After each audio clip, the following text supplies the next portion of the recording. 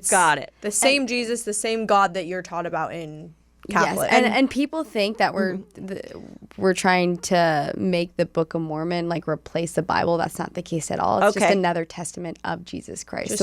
Hi guys, I'm back. Okay, so we are taking a bit of a pause from our normal programming because this really cool opportunity to kind of look at this situation with the new Real Lives of Mormon Wives. I always get the name of this new Hulu reality TV show featuring this very salacious, dramatic situation with all these LDS women or Mormon women out of Utah. And in the last couple of videos, I've kind of shown you from this really cool interview, the way that some of the girls on this cast are doing a really, really good job teaching the gospel. Like, I don't know how else to say, like, they're just literally getting people through the first discussion, and they're getting in front of an audience of people that are kind of religiously agnostic, who just don't pay attention to religion that much and will take these girls at their word. So when they say, oh, we believe in the Jesus that you believe in, this audience member, and by the way, this one podcast is going to get to at least 300,000 viewers, at least, and many more. So the girls in this interview the characters on the cast are Demi and Jenn Affleck. So Demi is the one in the tank top and Jenn is the one in the pink shirt. And we've done a few of the other videos about them and their answers to more deeper questions. But one of the things that I think is important to remember about this show is that these girls are addressing questions that our neighbors and our friends and the women we know from book club and the women we know from PTA have. These are questions and issues that are kind of private, that these girls are kind of addressing. And I know, I get it. When I first heard about this show, I rolled my eyes and was like, oh my gosh, not another show depicting LDS/Mormon women in this bizarre way. No, we're not polygamists. But in this next clip that I want to show you, okay, so I stumbled upon this interview because I listened to Juicy Scoop by Heather McDonald, and she does celebrity gossip. And I'm sorry, but I can't always just read my Book of Mormon and talk about LDS doctrine. Like, I need outs. I've got 3 little kids. Like, I need to have a fun time and deal with light stuff. So this is my out. This is my secret shame, right? And the playlist came on and she was interviewing these girls, and I was kind of pretty quickly into the interview. I was really blown away. Now, Heather, the interviewer, she is Catholic and she's survived being Catholic in Hollywood, so this says a lot about her. She also has a very positive opinion of Mormons that she's known, and she's known quite a few. Up to this point, though, all of the reality TV show personalities who have been Mormon, Real Housewives of Salt Lake City, I mean, they've almost all disavowed the church, degraded the church, criticized the church, and left the church as a result of their reality TV experience. And in many ways, these are the first girls that I've ever seen on a reality TV show who are like presenting a caricature of an LDS Mormon woman, for sure. Like, let's honestly, like, most of the audience is going to understand that this is not your average LDS girl. They know that, but they like watching Sister Wives because it's unique and extreme, and it's a lifestyle that they can't relate to and they've never heard of. So it feels like a foreign culture experience. This is the same thing. We see these girls on TikTok who are these mommy wives who are young and hot and fun, and it's a different cultural experience for people, so they're curious. So what's interesting about this next interview, so I wanted to set the stage because I want you to understand that Heather comes at this interview with a really positive impression of Mormon women, but she's curious. Like, she's like, I've known Mormons, I've known a lot to leave the church, I have questions. And she's asking these girls these questions, and I'm so, honestly, this was the part in the interview that kind of, the first part where I think it's the girl in the tank top's name is Demi, where she answers this question about Jesus, and she says, we believe in the God that you believe in. We believe in the Jesus that you believe in. It's incredible.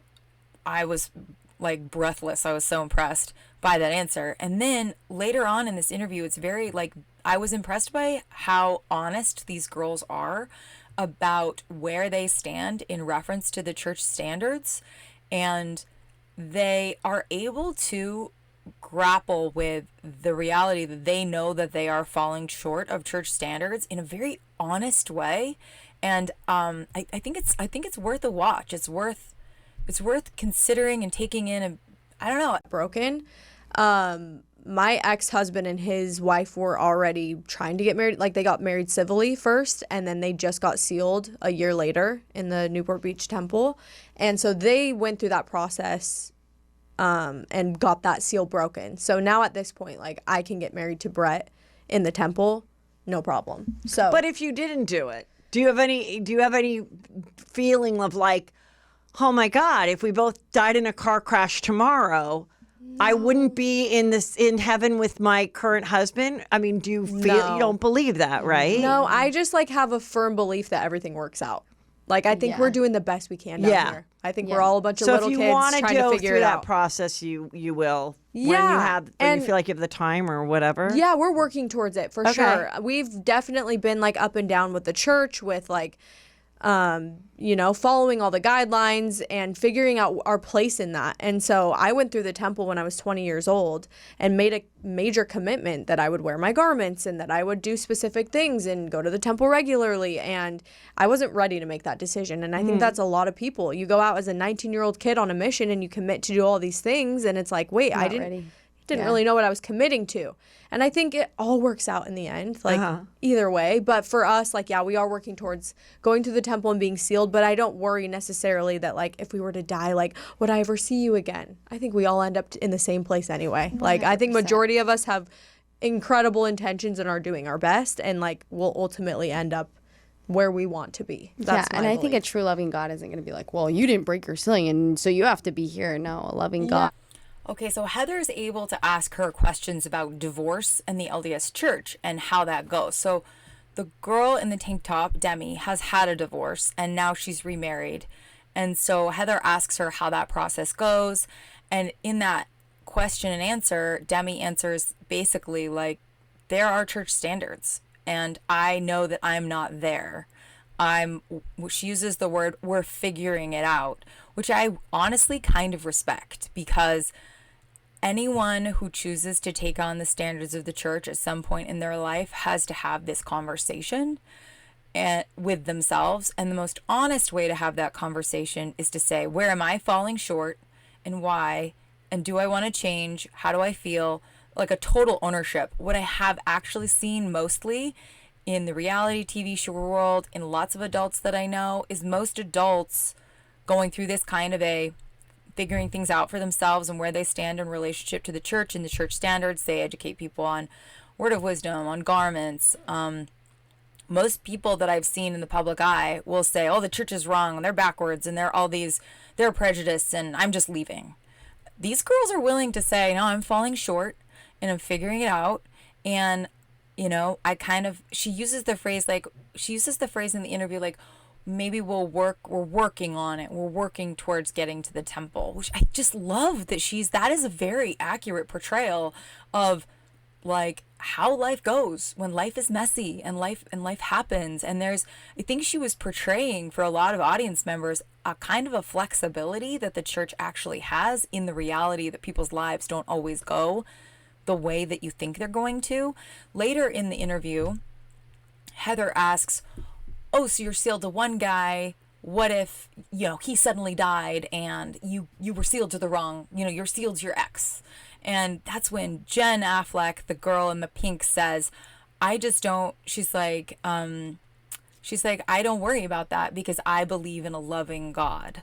And I don't think a loving God would, I think things will work out. And that's actually a very accurate reflection of what we think, where we do believe, and they're what they're doing is painting a picture of the Mormon God. And I know I'm using those words from the perspective of like an audience member that doesn't know as much about us because they're just not that religiously aware, or maybe they've never been able to. She's portraying a picture of the kind of God that we believe in as someone who is very compassionate, who understands our mistakes, understands that things fall short, and I think it's really good. I think it's really good. I think another thing that this interview and what some of these girls are achieving, once again, there's very this YouTube channel, this podcast are going to see well over 300,000 people and an audience of celebrity Bravo fans that are probably not particularly religious.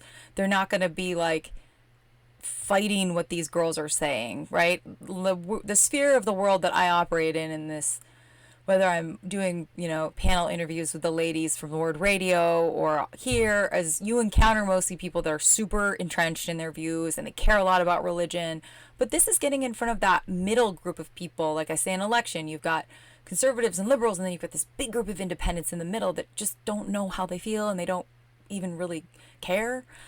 These girls are getting in front of that audience of people in America who don't normally consume religious education. And what they're portraying is a very loving God.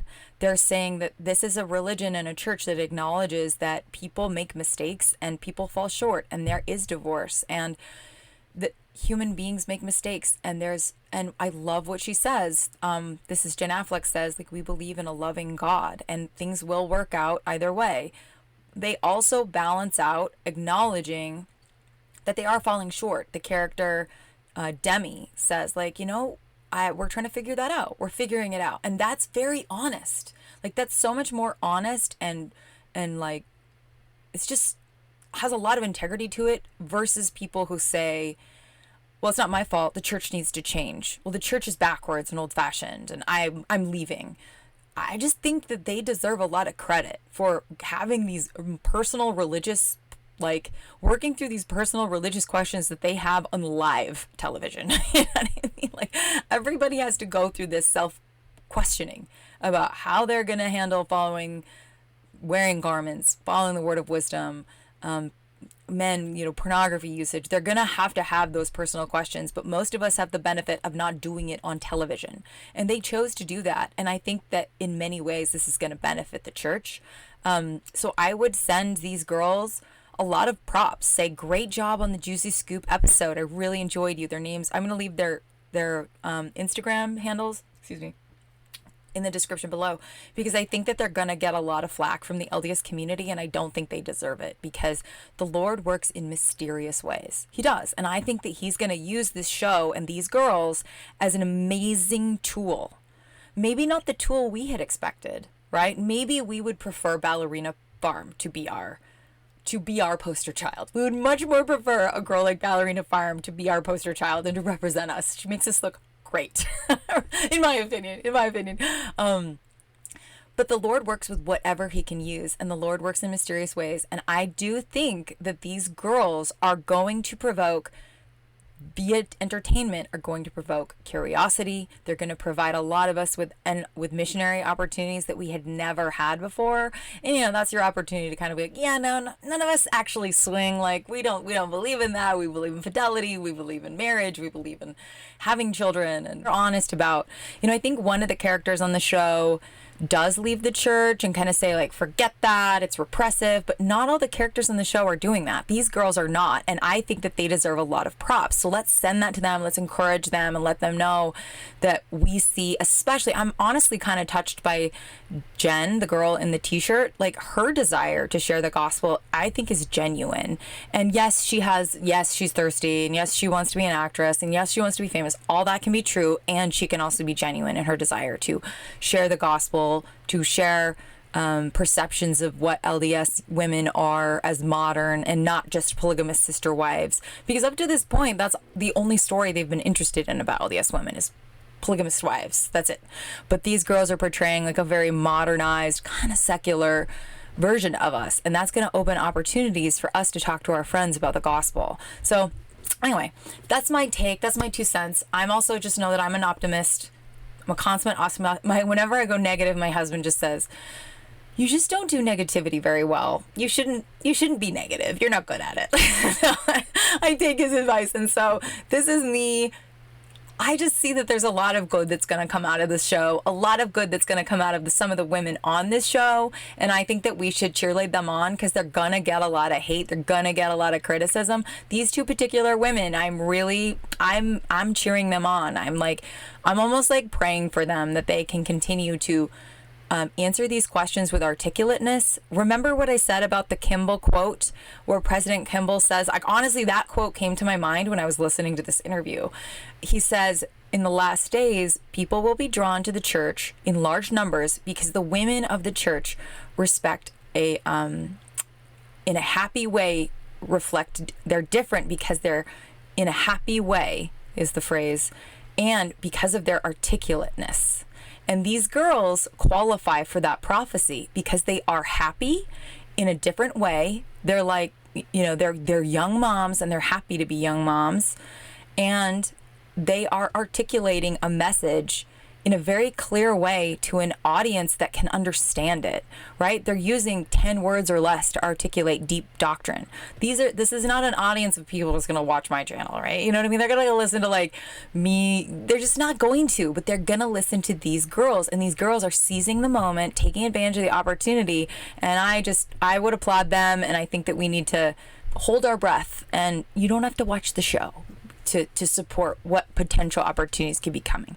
Anyway, subscribe to my channel. I would love to have you. We are growing fast and it's really exciting. Right now we're working on a project as a channel where I'm going through as many sources and citations and talks that teach us about Heavenly Mother and Heavenly Father and our heavenly parents as possible, because since 95, it was like the general authorities weren't talking about her a whole lot. And then since 95, it's just been this tidal wave of talks and general conference talks and BYU speeches and BYU devotionals. And it's very clear to me that they are talking about her so much. And I think it's because they want us to do the work and do the reading ourselves. Anyway, I'm so grateful to have you guys here. You're awesome. I hope you're enjoying these videos. Let me know what you think in the comments about this take, and I will talk to you soon. Bye.